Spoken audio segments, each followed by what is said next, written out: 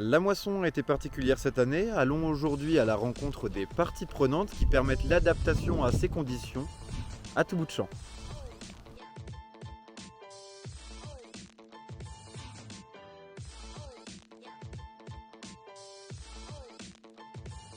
Quelles sont les conditions de la moisson de cette année? Alors, c'est une moisson qu'on dit un peu particulière. Certes, elle est particulière par rapport aux 3-4 dernières années qu'on a vécues, pour répondre au mieux aux besoins des agriculteurs. Et comme on l'a déjà fait, c'est plutôt d'ouvrir à certains moments un peu plus tard et de finir plus tard les silos que d'habitude début août, la moisson était déjà finie.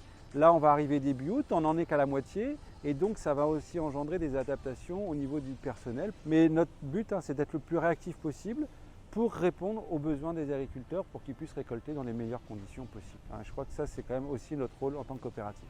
Quand on parle de réactivité, de réagir au plus rapide, c'est d'abord aussi que tout le monde soit capable de s'adapter. C'est important puisque quelqu'un qui devait finir à 21h, si elle finit à 22h30, c'est plus exactement les mêmes contraintes personnelles. Donc je dirais c'est toute la chaîne, ressources humaines, l'exploitation des silos et puis les collaborateurs dans les silos qui participent à cette réactivité et qui s'adaptent au fur et à mesure.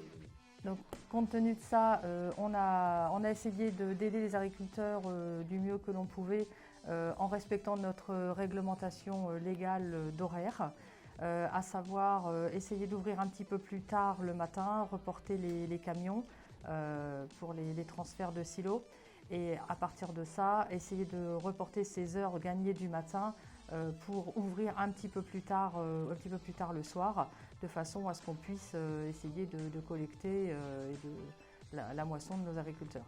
Et oui, cette année, on doit recruter pour complémenter les silos des saisonniers uniquement sur route, donc des contrats que l'on fait fin juillet jusqu'au 15 août. Ça n'était jamais arrivé. Donc oui, c'est assez inédit que l'on continue à recruter au 20-25 juillet des saisonniers pour terminer la moisson ou pour suppléer les effectifs en place. Donc, cette année, la moisson a été retardée, ça entraîne des difficultés. Oui, puisque du coup les contrats des saisonniers vont jusqu'au 25 juillet, donc on est censé les prolonger. C'est vrai que les saisonniers ont l'habitude qu'à fin juillet, souvent la moisson est terminée, on les prolonge voire une semaine ou 2 semaines grand maximum.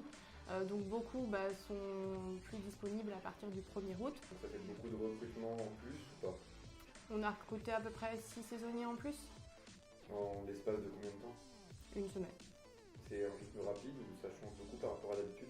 Ça a été assez rapide, il a fallu être très réactif et puis s'adapter pour pouvoir pallier et former aussi les jeunes postes de saisonniers. Si on voit la vision d'ensemble, on a quelque chose où on a globalement très bien répondu aux attentes des adhérents et ça c'est grâce aux collaborateurs et que ce soit dans les bureaux mais aussi sur le terrain pour justement que toute cette machine fasse que la moisson se passe dans les meilleures conditions possibles au regard de l'année que l'on vit actuellement.